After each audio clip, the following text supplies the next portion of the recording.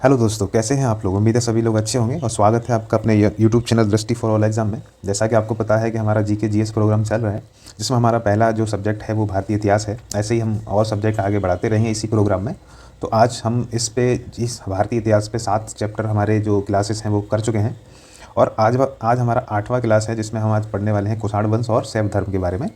तो ये वीडियो आपके लिए बहुत इंपॉर्टेंट होने वाला है एग्जाम से रिलेटेड, क्योंकि कुषाण वंश से कई बार क्वेश्चन कर लेते हैं और शैव धर्म से भी क्वेश्चन आपके आने के चांस रहते हैं। तो आप इस वीडियो को थोड़ा ध्यान से देखिए और अपना 1-2 क्वेश्चन जो आते हैं उसको अच्छा सा पक्का कर लीजिए। तो चलिए शुरू करते हैं आज का प्रोग्राम।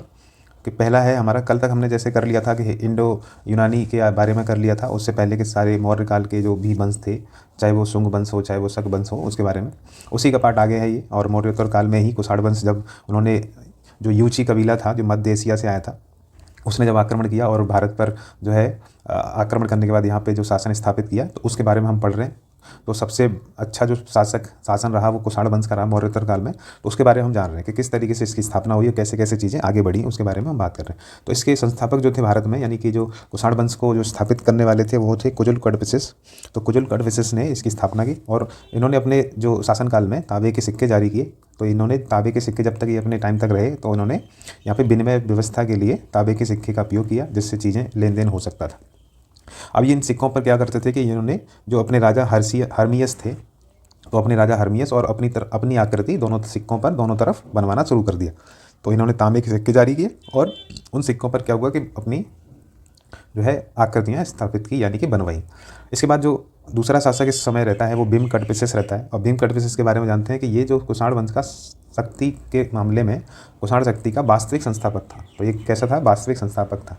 संस्थापना उन्होंने की, लेकिन वास्तविक संस्थापक यानी शक्तिशाली ये राजा था जो भीम कटपिसेस था।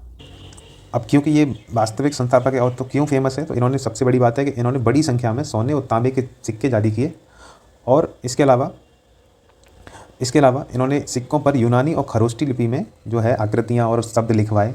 तो यूनानी लिपि और खरोष्टी लिपि का इन्होंने सिक्कों पर लिखवाने के लिए इस्तेमाल किया। ये आपको जानने वाली बात है। इसके अलावा ये शैव मत अनुयायी थे, यानी शैव धर्म को भी मानता था, ये शैव मत के अनुयायी थे। इसके अलावा इन्होंने सिक्कों पर क्या किया कि शिव की, त्रिशूल और नंदी की आकृतियों को अंकित करवाया, आकृति बनवाई, जिसके लिए ये जाने जाते हैं। तो इन सिक्कों से पता चलता है कि ये शैव धर्म को मानते थे। इसके साथ ही इस राजा ने, यानी इस शासक ने, भीम कटपिसेस ने माहेश्वर की उपाधि धारण भी की थी। तो इस तरीके से इसके बारे में चीज़ें पता चलती हैं। इसके साथ ही एक हुविस्क राजा हुआ, उसके बारे में जान लेते हैं कि इसने कश्मीर में हुक्कुपुर नामक नगर बसवाया था और सिक्कों पर इसने भी शिव की, स्कंद की और विष्णु की आकृतियाँ बनवाई। तो किस किस की बनवाई? शिव, स्कंद और विष्णु की आकृतियाँ इसने सिक्कों पर बनवाई। अब इस शासन में सबसे जो इंपॉर्टेंट शासक है आपके पढ़ने के लिए वो है आपके कनिष्क। तो ये आपके लिए इंपॉर्टेंट हो जाता है। इसके बारे में जो बातें हैं वो आपको याद रखनी है। सबसे बड़ी बात है कि पहली बात कि ये सर्वाधिक प्रसिद्ध राजा हुआ कुषाण वंश का। और शक युग की, जो शकों में जो ये यूची कबीला था, उनमें शक जो कनिष्क था वो सबसे शुरुआत करने वाला माना जाता है शक युग की। इसके साथ ही इसने अपने आप को द्वितीय अशोक के नाम से भी, उपनाम से भी अपने आप को संबोधित किया। तो द्वितीय अशोक के बारे में इसने कहा कि मैं द्वितीय अशोक हूँ। और इसके साथ ही इसका जो राज्याभिषेक हुआ, जब ये राजगद्दी पर बैठा, तो इसने एक शक संवत की शुरुआत की। 78 ईस्वी में शक संवत चलाया, जिसको लेके आज भी हम लोग इसका इस्तेमाल करते हैं। इसके अलावा इसकी जो मुख्य राजधानी थी वो पेशावर थी और इसने मथुरा को भी राजधानी बनाया। तो 2 राजधानियाँ इसकी बेसिकली थी, लेकिन मुख्य थी पेशावर और उसके अलावा मथुरा भी इसकी राजधानी थी। तो कश्मीर में इसने कनिष्कपुर नगर बसाया, ये आपको जानने वाली बात है। और इसके साथ ही पाटलिपुत्र पर जब इसने आक्रमण किया था, तो उस समय अश्वघोष और बुद्ध का भिक्षा पात्र प्राप्त किया इसने। तो ये इस तरीके से महायान शाखा से जुड़ गया। तो कनिष्क जो है महायान शाखा से जुड़ा। और इसी के समय पे जो आपकी चौथी बौद्ध संगीति हुई थी, वो इसी के समय आयोजन हुआ था कश्मीर के कुंडल वन में। तो ये आपको याद रखने वाली बात है। तो इसके ही शासनकाल में चौथी, और ये महायान का अनुयायी था, जिसकी मैंने बात की आपको, महायान शाखा से संबंधित था। दूसरी बात इसके बारे में है कि कनिष्क की मूर्ति हमें सोने की मुद्रा में मथुरा से मिली थी। तो महास्थान बोगरा से प्राप्त कनिष्क की मूर्ति है और मथुरा से प्राप्त मिली मूर्ति भी है इसकी। तो वो मथुरा से जो मूर्ति मिली थी वो सिर विहीन मूर्ति थी और एक आकृति बनी थी, लेकिन उसका सिर नहीं था वो, और एक हाथ में वो तलवार लिए हुआ था। तो उससे अंदाज़ा लगाया जाता है कि कनिष्क जो है राजा, कनिष्क शासक रहा होगा वो, जिसकी सिर नहीं है लेकिन तलवार, और उसके पहनावे से पता चलता है, बड़े बड़े जूते पहने हुए हैं एकदम योद्धा की तरह। तो ऐसा पता चलता है कि वो कनिष्क की मूर्ति है। इसके अलावा इसने अपने शासनकाल में गांधार और मथुरा शैली का विकास किया, जिसमें बुद्ध की मूर्तियाँ सबसे पहले बनाई गई। तो बौद्ध की मूर्ति की शुरुआत जो हुई, तो पहला गांधार शैली और मथुरा शैली दोनों शैलियों में बौद्ध की मूर्तियाँ बनी हुई हैं। तो गौतम बुद्ध की मूर्तियाँ कभी बोला जाता है, कभी कभी क्वेश्चन में कन्फ्यूजन रहती है कि पहली मूर्ति बुद्ध की जो है मथुरा शैली में बनी थी या गांधार शैली में बनी थी। तो आज तक इसका अभी सोल्यूशन नहीं हो पाया है, लेकिन आप मान के चलिए अगर आता है तो आप मथुरा शैली लगाइए, क्योंकि यही ज़्यादातर बुक्स में मिला है कि सबसे पहली जो बुद्ध की मूर्ति थी वो मथुरा शैली में बनाई गई थी। इसके साथ ही इनके जो दरबार में जो दरबारी विद्वान होते थे वो उनमें से पार्श्व थे, वसुमित्र थे, अश्वघोष थे, नागार्जुन, चरक और माथुर थे। तो आप सभी जानते हैं कि वसुमित्र के ही अध्यक्षता में क्या हुआ था, चौथी बौद्ध संगीति हुई। और अश्वघोष कौन थे, तो ये उपाध्यक्ष बने थे इस समय पे। कुछ बातें नागार्जुन के बारे में जानने वाली हैं आपके लिए। तो नागार्जुन के बारे में क्या जानने वाली बात है, तो एक तो पहली बात, नागार्जुन को मार्टिन लूथर बोला जाता है। तो इनके बारे में कुछ चीज़ें जान लीजिए। नागार्जुन को मार्टिन लूथर की एक उपाधि दी जाती है कि मार्टिन लूथर, ये भारत के मार्टिन लूथर कहलाते हैं, क्योंकि ये धर्म को बढ़ावा देने वाले थे। इसके साथ ही इन्होंने सापेक्षता के सिद्धांत को भी दिया, सापेक्षता का सिद्धांत दिया। तो सापेक्षता का सिद्धांत इन्होंने दिया, इसके लिए भी ये जाने जाते हैं। ठीक है, नागार्जुन जो है सापेक्षता का सिद्धांत देने वाले, उनको उस सिद्धांत को प्रतिपादित करने वाले हैं। इसके अलावा इनको मार्टिन लूथर भी बोला जाता है, भारत का मार्टिन लूथर। इसके साथ ही इन्हें भारत का आइंस्टीन भी बोला जाता है। तो आपको ये बातें याद रखनी है, इनको भारत का आइंस्टीन भी बोला जाता है। तो ये आपको 3 बातें याद रखनी है। इसके अलावा इनकी जो प्रसिद्ध कृति यानी कि उनकी रचना है, इनकी रचना का नाम क्या है, तो इनकी प्रसिद्ध रचना का नाम क्या है, वो आपसे अगर पूछता है तो उसका नाम है माध्यमिक सूत्र। क्या है, तो कि इनकी जो रचना है उसका नाम है माध्यमिक सूत्र, वो आपको याद रखनी है, माध्यमिक सूत्र। तो इस तरीके से नागार्जुन के बारे में बात जानने वाली है कि भारत के आइंस्टीन कहलाते हैं, मार्टिन लूथर की उपाधि दी जाती है, और सापेक्षता का सिद्धांत इन्होंने प्रतिपादित किया था। और इनकी रचना का नाम क्या है, तो माध्यमिक सूत्र है इनकी रचना का नाम। इसके साथ ही सारनाथ बौद्ध अभिलेख जो है कनिष्क से संबंधित है, तो ये आपको याद रखना है। अब इसके साथ कनिष्क के समय जो कुषाण वंश था उससे और संबंधित क्या क्या आपके लिए जानकारी जो परीक्षा उपयोगी हो सकती हैं वो आप जान लीजिए। कि इन्होंने जो शकों ने क्षत्रप प्रणाली की शुरुआत की और प्रांतों में द्वैध शासन की प्रणाली प्रारंभ की। तो यहीं से द्वैध शासन भी देखा जाता है कि जो प्रांतों में द्वैध शासन प्रणाली इन्होंने शुरुआत की थी। इसके साथ ही सर्वाधिक शुद्ध सोने के सिक्के, अगर क्वेश्चन में आता है कि सर्वाधिक शुद्ध सोने के सिक्के किसने चलाए थे, तो कुषाणों के समय ही इन्होंने चलाए थे, और ताम्र सिक्के भी यहाँ पे चलाए गए। इसके साथ ही रेशम मार्ग पर नियंत्रण किसने किया, अगर ऐसा पूछता है तो रेशम जो सिल्क रोड था जो कनिष्क ने उस पर आक्रमण किया था, मतलब कंट्रोल कर लिया था, ये भी आपको याद रखने वाली बात है। इसके साथ ही जो एक यूनानी नाविक जिसके नाम अभी पता नहीं है, अज्ञात है, उसकी एक जो है रचना थी पेरिप्लस ऑफ द एरिथेरियन सी, जिससे भी हमें इस शासन के बारे में पता चलता है। इसके साथ ही मौर्योत्तर काल के जो इस समय जो मौर्योत्तर काल में जो बंदरगाह थे जिनसे व्यापार लेन देन आयात निर्यात होता था, उनमें कौन से इंपॉर्टेंट हैं, वो हैं सोपारा, मृंगु कच्छ, देवल, पोलरा, चोल, नौरा, तो पोलूरा, चोल, कोरकई, कुहार और सैला। तो ये आपके क्वेश्चन में पूछा गया है कई बार, और कोरकई पूछा गया है और सोपारा पूछा गया। तो 3 तो इंपॉर्टेंट है ही, उसके अलावा ये नाम याद रखना आप, इससे कई बार क्वेश्चन बन सकते हैं। तो इस तरीके से आपको बंदरगाह यहाँ के मौर्योत्तर कालीन पता है जो कुषाण वंश में हो या उससे पहले के शासकों के द्वारा यूज़ करने वाले आयात निर्यात के लिए, तो इस तरीके से ये बंदरगाह हो जाते हैं। इसके साथ ही मौर्योत्तर युग की प्रमुख देन क्या थी, अगर ये आपसे क्वेश्चन करता है, तो मौर्योत्तर युग की प्रमुख देन थी कि मुद्राओं का प्रयोग करके बस व्यापार और विनिमय में जो है उनका इस्तेमाल करने लगे थे। तो मुद्राओं का इस्तेमाल हुआ, यहाँ पे शुरुआत हुई, यूनानियों के द्वारा जो है आपके सिक्के डाले गए, उसके बाद से जो है मुद्राओं का प्रचलन शुरू हुआ और ये फिर व्यापार और विनिमय का माध्यम बन गए। मुद्राओं का प्रयोग जो है बड़े स्तर पर होने लगा। इसके साथ ही आर्य देवताओं के समानांतर गैर आर्य देवता भी स्थापित हुए, तो यहाँ पे दोनों तरीके के देवताओं को माना जाने लगा था, ये आपको जानने वाली बात है। तो इस तरीके से आपको कुषाण वंश से जो क्वेश्चन आपके बन सकते हैं वो आपके इनमें इंपॉर्टेंट सारे बता दिए गए हैं। अब आगे बढ़ते हैं और जानते हैं कि शैव धर्म से संबंधित क्या क्या बात आपके क्वेश्चन में पूछी जा सकती है या आपको क्या क्या बातें जाननी चाहिए। तो पहली बात तो कि भारत का प्राचीन धर्म है आपका शैव धर्म, और दूसरी बात जो भगवान शिव को और उनके अवतारों को मानने वाले हैं उनको शैव कहते हैं। पहली बात जानने वाली है कि भगवान शिव को या उनके अवतार हैं उनको जो मानते हैं उनको हम क्या बोलते हैं, शैव मानते हैं, शैव बोलते हैं। अब इसके अलावा कुषाण शासकों ने सिक्कों पर शिव की जो अभी बात की हमने, त्रिशूल और वृषभ या नंदी की जो है मूर्तियाँ जो अंकित करवाई, आकृतियाँ अंकित करवाई, यह भी आपको जानने वाली बात है। इसके साथ एक और बात जानने वाली बात है कि जो मत्स्य पुराण सॉरी इस पे सा और ये या मत्स्य पुराण, तो मत्स्य पुराण में सबसे पहले लिंग पूजा के बारे में पता चलता है। तो लिंग पूजा का सबसे पहले वर्णन जो है, स्पष्ट वर्णन, पूजा का स्पष्ट वर्णन आपका किस में मिलता है, तो मत्स्य पुराण में मिलता है। ये आपको जानने वाली बात है। और क्या जानने वाली बात हो सकती है इनमें, तो यहाँ पे आपके उप संप्रदाय हैं कुछ, वो आप जान लीजिए। एक शाक्त है, एक नाथ है, एक दशनामी है और नाग है। तो आप जानते ही हैं कि नाथ वाला गोरखनाथ से संबंधित है, तो एक उप संप्रदाय आज भी चलता है। और ये आपके योगी जी हैं, वो भी नाथ संप्रदाय से संबंध रखते हैं। तो इस तरीके से आपके लिए ये बात जानने वाली है। इसके अलावा यहाँ पे कुछ और संप्रदाय हैं जो आपको जानने चाहिए।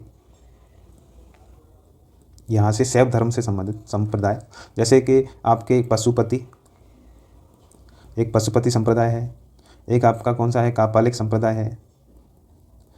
पशुपति संप्रदाय है, कापालिक संप्रदाय है। इसके अलावा आपका कालामुख संप्रदाय है, तो ये कालामुख संप्रदाय है।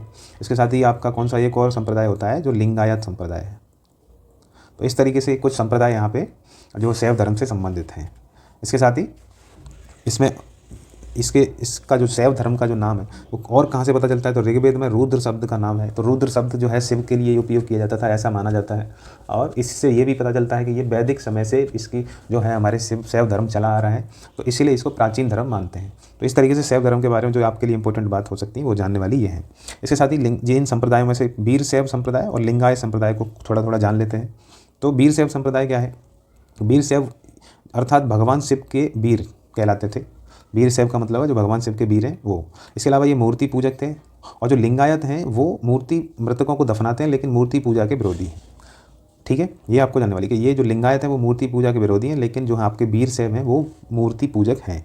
इसके साथ ही वैदिक अनुष्ठान का पालन करते हैं। तो वैदिक जो अनुष्ठान यज्ञ वगैरह किए जाते हैं वो वीर शैव करते हैं।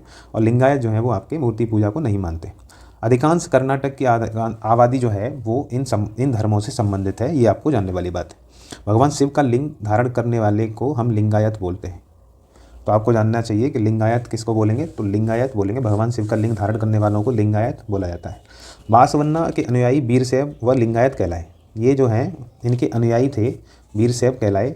चूँकि दो विभाजन हुए तो वीर शैव और लिंगायत दो अब अलग अलग संप्रदाय बने। और दोनों जो हैं द्वारा स्वयं को एक अलग धर्म घोषित करने की मांग की जा रही है। आज भी इनमें डिबेट चल रही है। आज भी ये चाहते हैं कि हम अलग अलग धर्म हमको घोषित कर दिया जाए। तो इनके बारे में ये बात जानने वाली है। अब आपसे ये भी पूछ सकता है कि जो पशुपति संप्रदाय है उसके जो हैं पशुपति संप्रदाय उसके संस्थापक कौन है, तो लकुलिश यहाँ पे आपके इसके संस्थापक हैं, लकुलिश। तो लकुलिश आपके ये इसको आप लिख लीजिए, इनके संस्थापक हैं। इसके साथ ही कुछ चीज़ जान लीजिए कि नाथ संप्रदाय से कुछ संबंधित नाम है जो आपको जानने चाहिए। नाथ संप्रदाय से संबंधित इसकी स्थापना करने वालों का पहले नाम जान लीजिए कि मत्स्येंद्र नाथ जो हैं, एक सेकेंड, मत्स्येंद्र नाथ। तो मत्स्येंद्र नाथ ने इस संप्रदाय की स्थापना की, उप संप्रदाय की। इसके साथ इसमें जो प्रमुख मैंने बताया कि प्रमुख जो एक बाबा थे वो बाबा गोरखनाथ जो हैं, वो आज भी आप सुनते होंगे गोरखनाथ।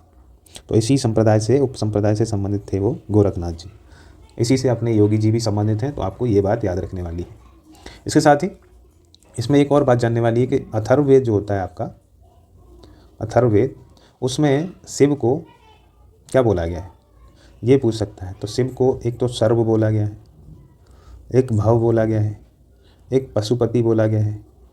तो कुछ इस तरीके के नाम इसमें लिए गए हैं। इसके साथ ही एक और है कि जैसे भूपति भी इनको बोला जाता है। तो भूपति भी इनको बोला जाता है। ये इस तरीके से अथर्ववेद में इनको लेके नाम दिए गए हैं। अब हम बात कर रहे हैं कि शिव से संबंधित कुछ मंदिर जो हैं भारत में कहाँ कहाँ फेमस हैं, कई बार पूछे जाते रहे हैं। कि पहला है कि जैसे अमरनाथ का मंदिर कश्मीर में है, आपको कुछ कुछ मंदिर के नाम याद रखने हैं। वैद्यनाथ मंदिर जो है वो भी शिव से संबंधित है, झारखंड में है। त्र्यंबकेश्वर मंदिर जो है आपका महाराष्ट्र में है। महाकालेश्वर मंदिर है वो मध्य प्रदेश में है। केदारनाथ मंदिर उत्तराखंड में है। काशी विश्वनाथ उत्तर प्रदेश में है, वाराणसी। कैलाशनाथ मंदिर जो आपका एलोरा महाराष्ट्र में है। चिदम्बरम नटराज मंदिर कहाँ है, तमिलनाडु में है। तारकेश्वर मंदिर कहाँ है, पश्चिम बंगाल में है। और ये आपका कोटिलिंगेश्वर मंदिर कर्नाटक में है। इसी तरीके से बृहदेश्वर मंदिर आपका तमिलनाडु में है, जिसको राजराज प्रथम ने बनवाया था, आपको पता ही है। जिसको बृहदेश्वर मंदिर के साथ साथ राजराजेश्वर मंदिर भी बोलते हैं। सोमनाथ मंदिर आपका गुजरात में है, ये भी शिव से संबंधित है। श्री कलहस्ती या कालहस्ती मंदिर भी आपका आंध्र प्रदेश में है। बड़कुनाथन मंदिर भी आपका केरल में है। और लिंगराज मंदिर आपका उड़ीसा में है। तो ये सारे मंदिर जो हैं, उसके साथ ही मुरुदेश्वरा मंदिर भी आपका कर्नाटक में। तो इस तरीके से अलग अलग राज्यों में ये अलग अलग मंदिर हैं और शिव से संबंधित ये मंदिर हैं। आगे बात करते हैं कि भागवत संप्रदाय के बारे में। और भागवत संप्रदाय से संबंधित क्या आपके लिए जानकारी हो सकती है वो आप जान लीजिए। कि एक तो भागवत का मतलब होता है भगवत या विष्णु। तो इसके प्रवर्तक तो वैसे आपके कृष्ण हैं। तो इसके प्रवर्तक आपके कृष्ण हैं। और कृष्ण वासुदेव भी इनको बोला जाता है, आपको ये जानना चाहिए। यानी कि विष्णु के अवतार है पहली बात, तो विष्णु ही कृष्ण वासुदेव कहलाते हैं, ये आपको जो पता है। ये कैसे पता चलता है, तो विदिशा का जो बेसनगर गरुड़ स्तंभ है वहाँ से पता चलता है। भागवत धर्म संबंधी कुछ साक्ष्य मिले हैं जिसको हेलियोडोरस ने बनवाया था वहाँ पे, और ये भागवत धर्म को मानने वाला एक उसका अनुयायी था। इसके साथ ही अम्पोलेडोट्स जो हैं या इंडो ग्रीक शासक के सिक्कों पर सर्वप्रथम भागवत धर्म के चिन्ह मिलते हैं, ये आपको पता है, अभी हमने जिसमें बात की थी। इसके साथ ही वो जो इंडो ग्रीक्स जो हैं सिक्के थे उन पे भागवत धर्म से संबंधित चिन्ह आपको देखने को मिलते हैं। तो इस तरीके से जिसमें आपको और बात जानने वाली है कि गुप्त सम्राट जो हैं परम भागवत उपाधि धारण करते थे। तो परम भागवत, क्योंकि ये भागवत धर्म को मानते थे तो इसीलिए इन्होंने परम भागवत उपाधि भी धारण की। इसके साथ ही महर्षि जो पाणिनि हैं उनके सूत्रों में भागवत धर्म एवं वासुदेव की पूजा का उल्लेख मिलता है। इससे भी हमें पता चलता है कि भागवत धर्म जो है कैसा था या किस लेवल पे उस प्राचीन धर्म था कि क्या था, उसके बारे में चीज़ें पता चलती हैं। अब इस धर्म से संबंधित कुछ चीज़ आपको जाननी चाहिए। पहली बात कि ये भक्ति एवं अहिंसा को मानते थे। ये जो धर्म है इनके अनुयायी जो हैं या जो है भागवत धर्म जो मानता है वो अहिंसा और भक्ति को मानता है। तो अब भक्ति का अर्थ क्या है यहाँ पे, ये बात मैं तो प्रेममय निष्ठा का मतलब होता है यहाँ प्रेममय निष्ठा निवेदन, मतलब अपने भगवान से या किसी से प्रेममय निष्ठा निवेदन करना, ये भक्ति है। और अहिंसा का है किसी जीव का वध न करना, ये तो आप जानते हैं कि किसी जीव को ना मारना, किसी जीव का वध न करना, ये क्या कहलाता है, अहिंसा कहलाता है। तो इस तरीके से दो जो है सिद्धांतों को मानता था ये धर्म, भक्ति और आपका अहिंसा को। इसके साथ ही इसमें से कुछ चीज़ें और जानने वाली हैं आपके लिए। तो ये क्या है कि चातुर्वर्ण्य या चतुर्थ्य बोला जाता है। बेसिकली ये क्या है कि एक ही परिवार के 4 लोग हैं और ये कहना चाह रहा है कि आपका जो पंचायतन शैली के मंदिर बनते थे, पंचायतन शैली के मंदिर जो बनते थे उनमें क्या होता था कि जो मुख्य देवता होते थे वो बीच में होते थे, तो मेन गॉड जो होते थे वो बीच में होते थे और उनके चारों तरफ जो है उनके परिवार के लोग होते थे। तो इस तरीके से एक पंचायतन शैली में मंदिर बनाए जाते थे। अब ये बेसिकली इस तरीके से होते थे, मैं इसको बिठा के इस तरीके से बनाता हूँ आपके लिए। तो ये मुख्य देवता के चारों तरफ उनके परिवार के एक सदस्य के मंदिर बने होते थे और ये टोटल पूरा जो प्रांगण था वो पंचायतन शैली कहलाता है। तो इस तरीके से भी इनके मूर्तियाँ मंदिर बने हुए थे, इसीलिए इनके बारे में ये आपकी जानने वाली बात है कि उनके परिवार के लोगों से बनकर एक मुख्य देवता जो आपके जैसे कृष्ण है बीच में और बाकी ये परिवार के लोग हैं उनके, तो इनसे जो मंदिर बनेगा वो पंचायतन शैली में मंदिर कहलाता है। कुछ संप्रदाय हैं उससे संबंधित मत हैं और आचार्यों के उनके नाम है, ये जान लीजिए, ये आपके क्वेश्चन में आते रहते हैं कि विशिष्टाद्वैत देने वाले कौन से आचार्य थे। तो रामानुजन। द्वैत को किसने दिया, तो आनंदी तीर्थ। शुद्ध द्वैत को दिया ये आपके बल्लवाचार्य और द्वैताद्वैत को दिया निम्बार्काचार्य। और द्वैतवाद को आप जानते हैं वो शंकराचार्य ने दिया था, तो आपको वो याद रखना है। तो इस तरीके से है और ये संप्रदाय हैं इनसे संबंधित कि वैष्णव संप्रदाय, इन आनंदी तीर्थ से द्वैत से ब्रह्म संप्रदाय, रुद्र संप्रदाय शुद्ध द्वैत से है और सनक संप्रदाय आपका द्वैताद्वैत से। तो ये 2 आपके लिए ज़्यादा इंपॉर्टेंट है जो कई बार आपसे क्वेश्चन में करते रहते हैं।